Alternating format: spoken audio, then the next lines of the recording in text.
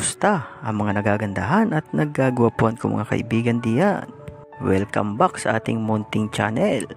Isa na namang mutya ang pag-uusapan natin ngayon at malamang nabasa nyo na iyon yung mutya nga ng San Telmo. Pero bago ako magpatuloy, kung ikaw ay bago pa lang dito sa aking munting channel at hindi ka pa nakasubscribe, pindutin mo na ang subscribe button at notification bell para lagi kang updated sa mga bagong video na aking ina-upload.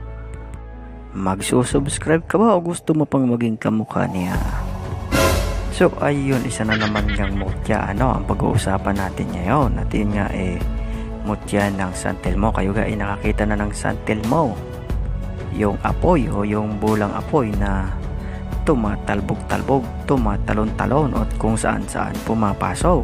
So yan ay makikita ninyo sa kagubatan, kabundukan, kaparangan, maging sa tabi ng ilog o sa ilog o sa sapa o sa karagatan.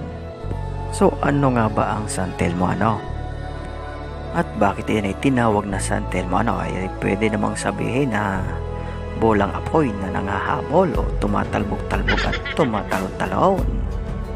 So iyan ay ipinangalan kay San Elmo o sa Saint Elmo. So alam nyo ang kwento ng Saint Elmo? Ay ikukwento ko sa inyo noong kapanahonan ni Maximian Hercules.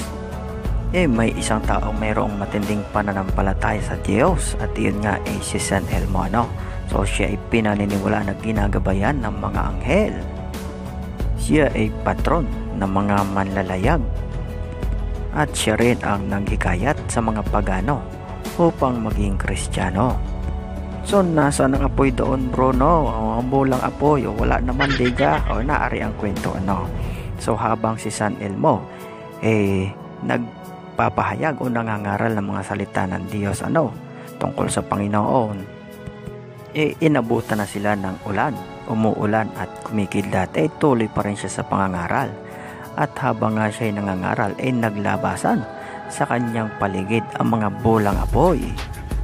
Lumulutang-lutang sa kanyang tabi at paikot-ikot habang siya ay nangangaral. Doon nag-umpisa ang tawag sa bulang iyan na San Telmo o Saint Elmo's Fire. So naintindihan nyo ga? Ala, kung hindi nyo naintindihan, ulitin nyo ulit. So marami ang iba't ibang pananaw tungkol sa San Telmo sa bulang apoy. Ayon sa ilan, ang San Telmo raw kapag ikaw ay nakakita niyan, meron siyang ibig sabihin. Maaring may itinuturo siya sa iyong kayamanan na nakabuon doon sa tapat na mismong kanyang pinag-umpisahan o yung pinagliyaban niya. Dahil ang San Telmo ay nag-uumpisa yan sa isang maliit na apoy, parang spark lang hanggang sa siya bumibilog. Ayon naman sa ilan, ang San Telmo kaluluwa ng namatay na tao na humihingi ng tulong o humihingi ng katarungan sa kanyang pagkamatay, kaya siya ay nagpapakita sa iyo. Mayroon din namang San Telmo o bulang apoy na nagsisilbing liwanag o tanglaw ninyo kung kayo ay naglalakad sa kagubatan o kadiliman na wala kayong daladalang ilaw. At iyon talaga yung tunay na San Telmo na may kasamang kaluluwa. At piling tao lang ang sinasamahan nito. Ayon naman sa siyensya o sa mga dalubhasa na nag-aral ng siyensya, ang San Telmo isang bolang kidlat na namumuo dahil sa habang nagkakaroon ng bagyo ulan ang mataas na pagkakaiba ng voltahe sa lupa o sa anumang bagay na mga matitigas o solid na matatagpuan sa lupa maaaring makagawa ng electrical field sa ulap at ma-ionize niya ang hangin at doon maaring sumiklab o mag-umpisa ang San Telmo. So para sa akin totoo parehas ang kanilang mga pananaw. Mayroon talagang San Telmo na iyon talaga may kasamang kaluluwa ng tao at mayroon namang San Telmo na iyon nga nabubuo sa gawa ng electrical field. Pero alam nyo ho ba na may makukuhang mutya sa San Telmo? So paano? So kailangan nyo dito matapang at desidido kayo sapagkat kapag hindi nyo kinaya maaari kayo magbuwis ng buhay. So ang kailangan nyo lang dito lakas ng loob at grapon. So ang kailangan grapon yung babasagin at hindi yung plastic na pinaglagyan ng stick at kung ano-ano pa. Magdala ka rin ng posporo kahit 3 piraso, yan ay magagamit mo rin. So ganito, kapag ikaw nakakita ng San Telmo sa kagubatan, kabundukan, kaparangan, sa palayan, sa tabing ilog, sa tabing sapa, o sa karagatan o sa tabing dagat, ang gagawin mo lang hagisan mo ng 3 piraso ng posporo. So sabay-sabay mo yung ikakaskas sa bahayan ng posporo para mag-apoy, at saka ihahagis mo doon. Pagkahagis mo doon mawawala yun, at may makikita kayo doon na maliit na lang na apoy na kasing laki ng, alam nyo yung bola ng pang tennis, yung umuugtol-ugtol ng maganda.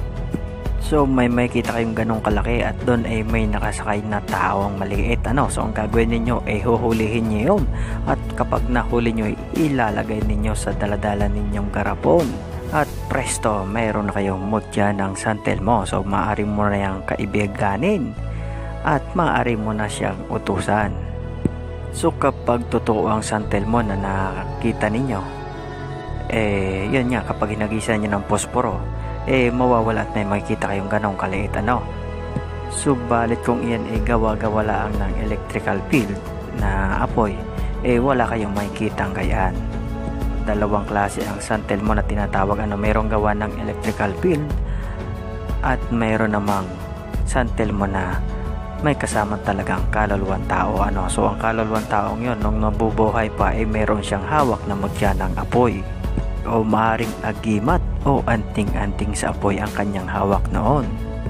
Subalit paalala, hindi ganon kadali makakuha niyan, sapagkat iyan ay lubhang mapanganib at delikado. So malalakas ang kapangyarihan ng mga iyan, at maaaring ikapahamak o ikasawi ninyo.